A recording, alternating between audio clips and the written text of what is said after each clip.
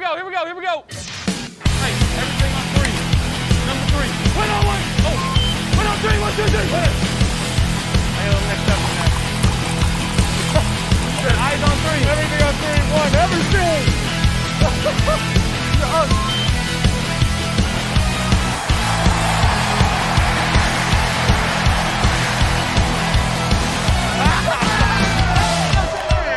You are now listening to the Fantasy. What's going on, YouTube? It's your boy Chazz, and you are with me for the Coffee with Chazz segment reviewing Week 10 of the Bills season, or of the NFL season already, as well as the Bills season. And it was I don't know, it was one of those weeks that was it was feast or famine, like looking at the scores in all these leagues. Like, you know, I did pretty good in the Fantasy Football Bros podcast league. I had, I don't know, I still have players tonight, but I'm probably going to score about $170, and then there's people in the league that scored like 70. So, like, it was, and I mean a few each. Like, there's a few of us with real high scores and a few with real low scores. So, I don't know if that's how it shaped out in all of your guys' league, but that's how it did here. And there's a lot of big performances and another and the tight ends, as usual. So let's just get started with the sad, beautiful Monday morning here in Buffalo again to mourn another loss. What a wild game. I'm going to get into it a little bit, but we're probably going to get into it heavily on the podcast, and the podcast is going to be up tomorrow morning or even tonight. We're going to record it tonight because we really want to get in on it, get the emotion and everything out early. What the fuck, Bills, man? What the fuck was that? Like, I get it, guys. Your literal entire secondary that you thought you would have with Trey White and Khair Elam and Micah Hyde and Jordan Poyer all out. And then halfway through the game, Tremaine Edmonds out. Okay, we get it. And you guys still hung in there and played well. Okay, I know that. But what the fuck? It's so frustrating. Like, there's something wrong with the coaching on this team. This isn't me holding a pitchfork and saying burn it down, fire anybody. But there's some kind of coaching woes that is happening these last 3 weeks. We have given up many points in the second half, which I've always said, and you can look back at all the videos, that Leslie Frazier does not ever make halftime adjustments. Never. Whatever his plan is going in, he never adjusts. And, okay, fine. We've been the number 1 defense in the NFL, but, like, come on. Like, that's what you want to be known for? Maybe you win the games, but you let them score back in the second half the whole time? Like, what the fuck? I don't get it. It just so happens we're shutting down everything, and then Tremaine gets hurt literally like 2-3 plays later, 81-yard run by Dalvin Cook. Like, oh, it's so annoying. And then it's 4th and goal or whatever, and you get an offsides? Not coached well, guys. And then a fumbled snap to give them a touchdown. Like, what the fuck was that? Like, I feel like I'm being way too, like, vulgar, but, like, what the actual fuck was that? Ridiculous. Can you blame that on coaching? I don't know.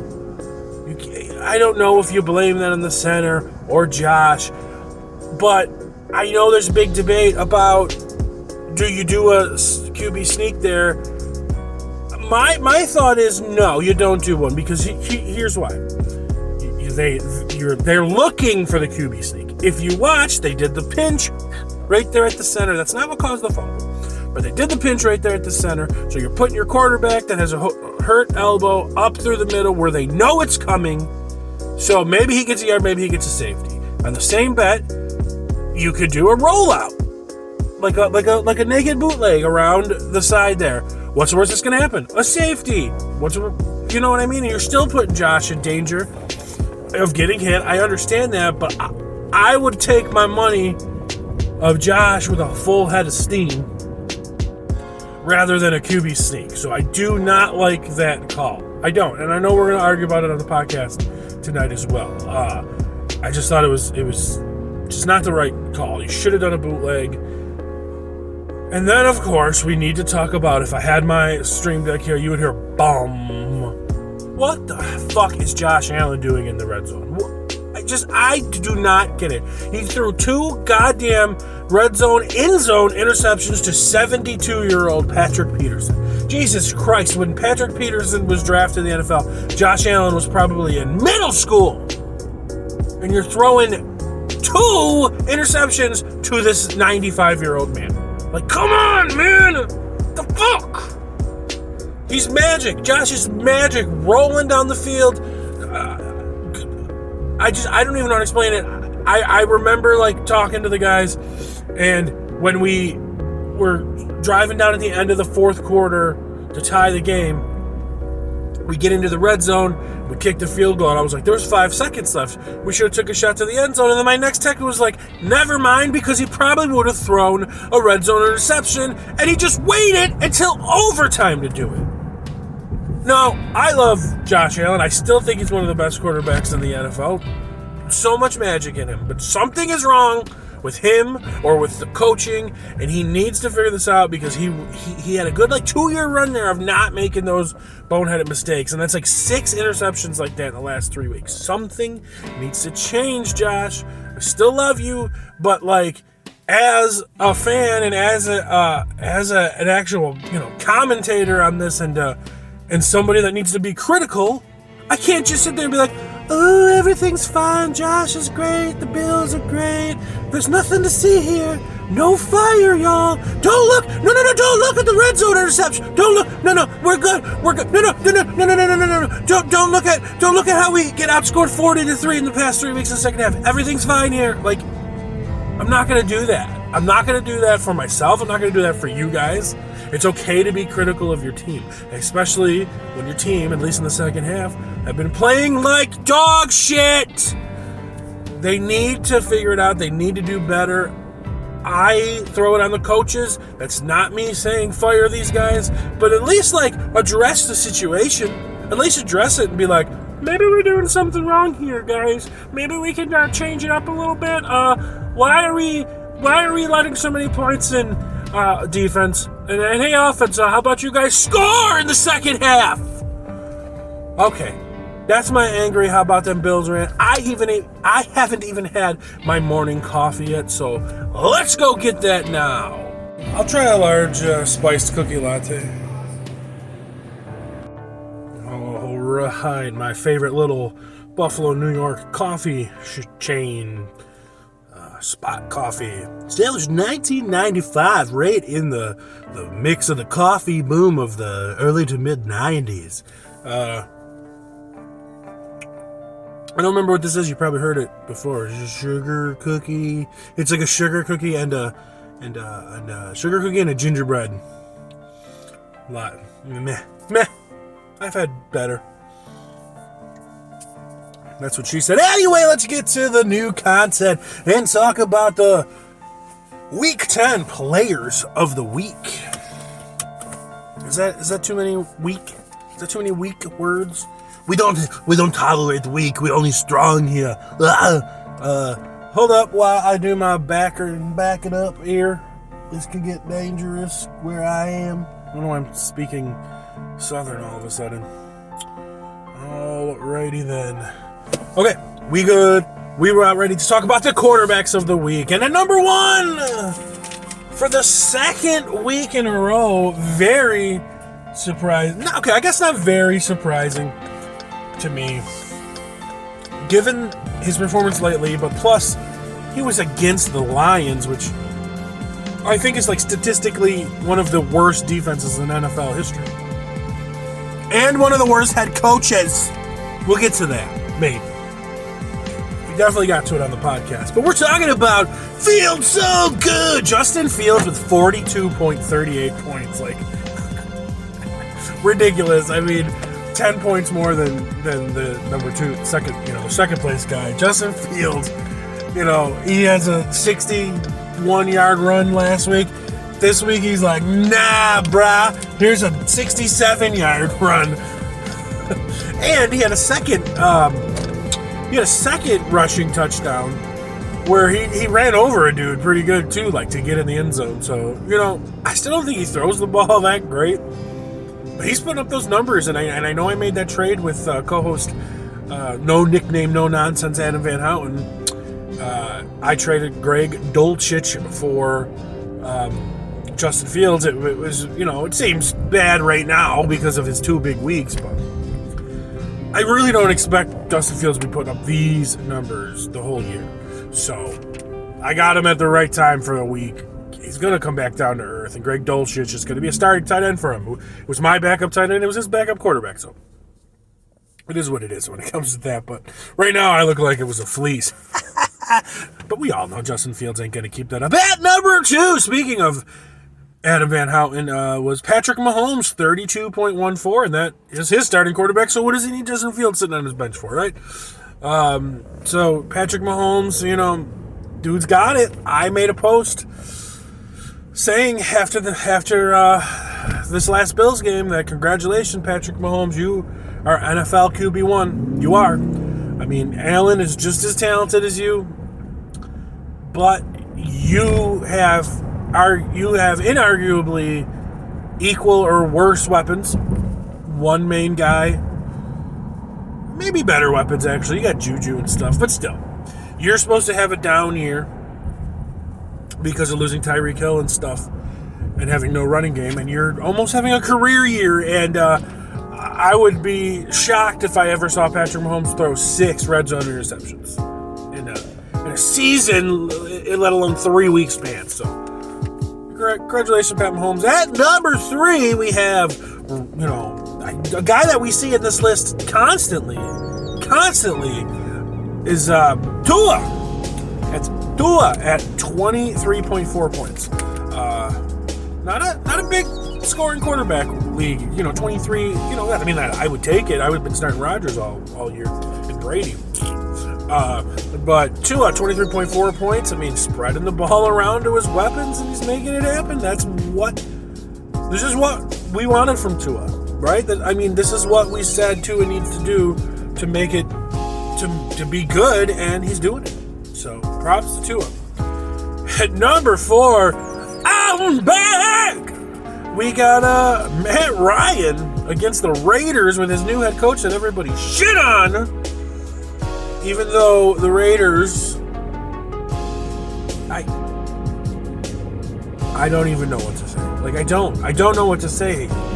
This team is reeling, but to be fair, we all thought that the Colts were going to be a good team. So putting Matt Ryan back in was the smart play. But I don't even want to admit this as a Raiders fan.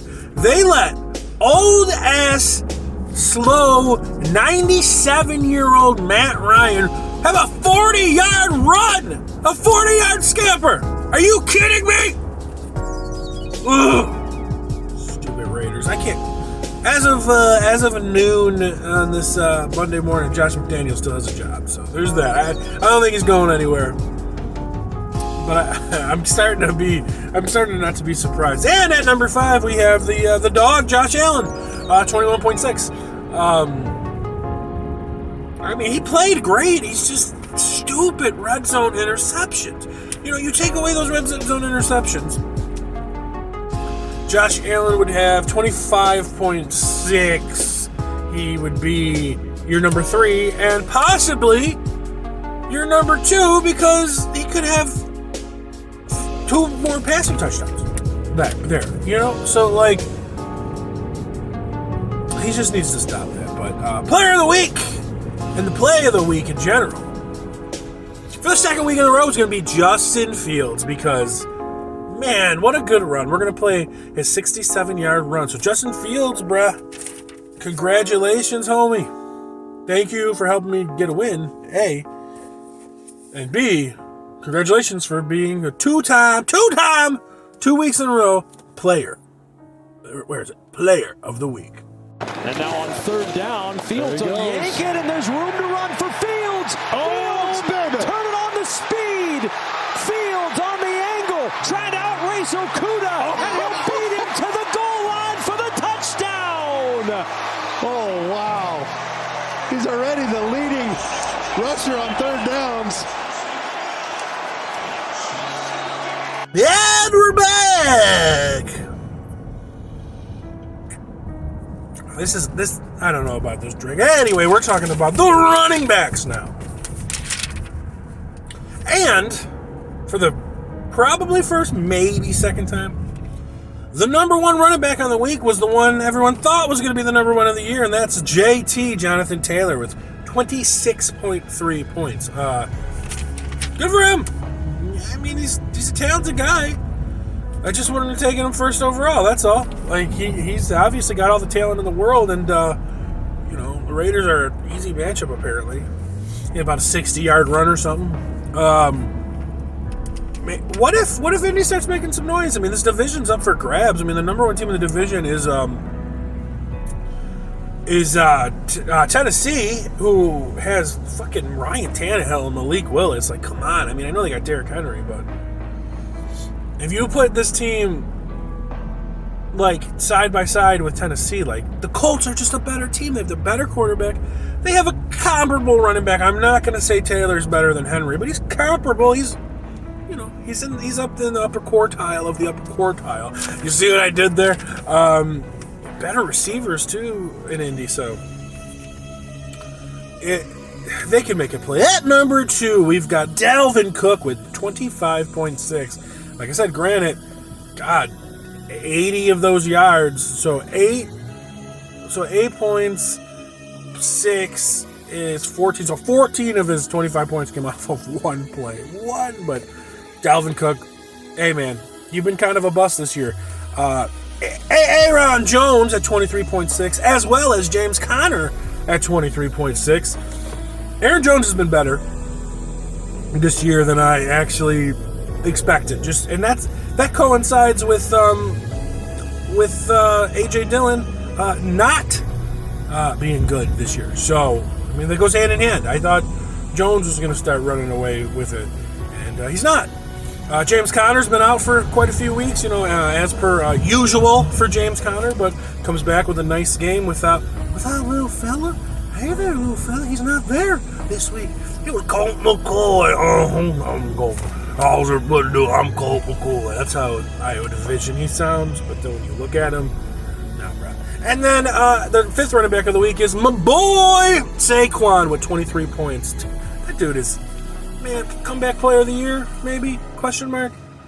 Or Christian? Question mark? Comeback player of the year? Even though Saquon's having the better year, I think, right now. But you know what? To be completely fair, it might not be one of those guys, because it might be Geno Smith, comeback player of the year, because now that's a comeback. If he keeps it up. He wasn't in the top 5. Wow, he's been in the top 5 like every week, Geno. He was he was against a good defense, so I just noticed a restaurant change from over here in Buffalo. Sorry, So, as much as I love Saquon and JT had his big run, you got to give the play of the week and the running back of the week to Dalvin Cook for his 80-yard, 1-yard run, sparking their big comeback. So, Dalvin Cook, congratulations, homie. You are the player of the week. Trying to win a 7th in a row today. Here's Dalvin Cook on first down, and Cook's got room. Dalvin Cook takes off down the sideline. There he goes. The big play they desperately needed. Dalvin Cook with a 71-yard touchdown. All right, enough of that Minnesota Vikings nonsense. And we're going to get into the receivers of the week. And number 1 overall, I guess it was surprising because he's been I feel like he's been quiet. We have C.D. Lamb. And it was just like a quiet, huge game, Like, I was watching that game. And I know he scored, and I feel like he scored again, and I was like, I was not expecting 38 points from CeeDee Lamb. He and all other fantasy managers of him must be super happy that Dak is back. I'm Dak! No, bro. CeeDee Lamb going forward is probably going to be a beast, especially with Dak being back. And I think Dak's going to be pretty good now, too. I just made a move for him in one league. And, like, all quarterbacks kind of are crappy. Anyway, number 2 is, that's Double J, of course. Justin Jefferson's a monster, man. 35.3 points. I mean, just watching that Bills game, I mean, he was the only one we needed to stop. That's it. Just put a body on him. Put a body on him. And, nah, bruh, you can't stop him. Probably the catch of the year on 4th and 18. 4th and 18! The catch of the year, one-handed.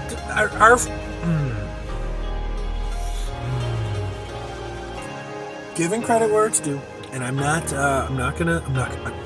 Not going to have a meltdown. Not gonna do it. Obviously, he's one of the best receivers in the game. That catch was incredible. So he deserves to be here. He's in the top 5 every week lately. So Justin Jefferson, good job, young little fella. Number 3, speaking of young fella, Christian Watson, 34.7 points, big 70-yard touchdown reception. That's his first touchdown reception of his career. Then he follows it up with another touchdown and another touchdown. So Christian Watson, maybe that could be the spark to get Aaron Rodgers motivated a little bit. Who's still a big crybaby, but Christian Watson, that was their early second round pick. Could have maybe been a first round pick. It was so early, so that's good to see. And then in the 4th place, we've got the guy that comes in and out of this list this year, Christian Kirk. Captain Christian Kirk, whom I think he's having a much better year than I anticipated, but also he disappears from some time. But you know, he's getting it rolling, and Trevor Lawrence is looking good and figuring it out, and it's cool to see. You know, I like to see these young quarterbacks do good. Like, I'm not just selfish and like, oh, we got Josh Allen, so everybody else needs to be shitty. Like, no, it's cool to see these young quarterbacks do good, and especially someone who's as highly touted as Christian Kirk. So, and the number 5 wide receiver on the week, which I know all of you predicted, Lord knows I predicted it, was Nick Westbrook-Akine from the Tennessee Titans with 30.9 points. He caught that sick flea flicker. Handed off to Derrick Henry. Derrick Henry pitches it back to Tannehill, and he just bombs it to Nick Westbrook-Akine. So that was cool. But the player of the week, we're going to give to the Rook. We're going to give it to Christian Watson. He deserves it, man. With his first career NFL touchdown being such a big, long touchdown and sparking that win against the Cowboys, who, of course, the Cowboys stands are saying they're the best team in the league. So now they lose to that garbage team, the Packers, who have been playing like garbage. So, Christian Watson, congratulations, my man. You are the player of the week. On the fake, Rodgers lets it fly, has Watson, he's got it on his feet, and he's in for the touchdown!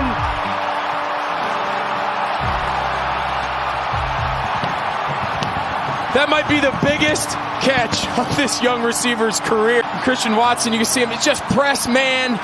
They talk about his speed, his ability to get behind the defense. It's just a matter of can he catch it. That's a great job tracking the ball. He just took a big sigh of relief. Look at his buddies greeting him on the sideline, man. That's got to feel good. Tight ends. I don't want to talk about tight ends. There's not going to be a video for the tight ends. There's not going to be player of the week because I just don't care. I don't care about this mediocrity. And number 1, we got Cole Kmet. 2 weeks in a row, he's in the top 5 here. Might have been top 1 last week. I don't even remember. 2 touchdowns again. Coincides, of course, with Justin Fields, but I still don't buy it with Cole Kmet. Justin Fields, I'll buy a little more because of his running, but Cole Kmet, I can't buy it. But there's an egg on my face this week. Number 2 is the man, Travis Kelce. 20.1 points. I don't know if I said Cole Kmet at 25.4. Travis Kelce has 20.1. Just another, he's a 20-point guy every week all of a sudden. And that's such a positional advantage. It's crazy. I have him in the Fantasy Football Bros League, and it's great. And I'll give you an example. I started Justin Fields as well in a different league, who gets even more points for quarterback. So he had like 55 points or something in this league. I lost. Because the tight end matchup was Kyle Pitts against Travis Kelce, and just 17 more points at that position. Basically, it's hard to overcome. My team is in that league anyway, but that's your league, Dave, if you're watching, and the league that I just can't get any luck in. Whenever it doesn't matter. So, and our number 3. 3 tight end of the week. We can hit that I'm back drop is Dalton Schultz. Oh, look at Dak. Dak's got his receiver and his tight end in the top 5. Dak, good for you. Dalton Schultz at 17.4 points, and it's good to see that because we all thought that he was going to have a good year, and he came right out and got injured, so him coming back like that is nice. Number 4, like we all expected, again, he's been in the top 5 actually a couple times, is Juwan Johnson, the tight end from New Orleans. Probably the only guy that Joe from our league doesn't have on his team from the Saints. So maybe that's the guy you need there, buddy. And at number 5, after a goose egg last week, we got Tyler Higbee with 15.3 points. He frustrates me because, Stafford will pepper him with targets, and then he's disappeared for like 4 or 5 weeks. Then Stafford's out, and I don't start him in a league. I start Dolchich instead, and I like Dolchich. He only had 2 points, and he goes and gets 15. And it's just like Higbee is the whole tight end position, unless Travis Kelce is frustrating, because even Mark Andrews is frustrating. Think about the top 5 tight ends. Travis Kelce, money. Mark Andrews, he's frustrating because he's been hurt. I'm sorry, he's been frustrating. Kyle Pitts is just dog water. Dog water. Then who was it? Probably Waller. Frustrating. And Kittle. Frustrating. So, it's something, man. Tight ends are something different. And, it's frustrating. That's all I got to say. Well, thank you for joining me for our Coffee with Chazz with our I don't know. I don't recommend this in the Buffalo here. I recommend Spot. Spot is the spot, but not that. So, thank you for joining me. We are recording the podcast tonight, and I'll have it up tonight or tomorrow for you. Give you a little more time to gives us a little more closer to the game to react and to be emotional and to just remember everything a little better. It gives you more time, you at home, to watch and listen to the podcast, because we were putting it out after the next week started, I realized, and it only took me 10 weeks. But we're on track now, y'all. We got it. We're on track. So, not much else to say except thank you for joining me with the Coffee with Chazz. We'll see you next week. Peace.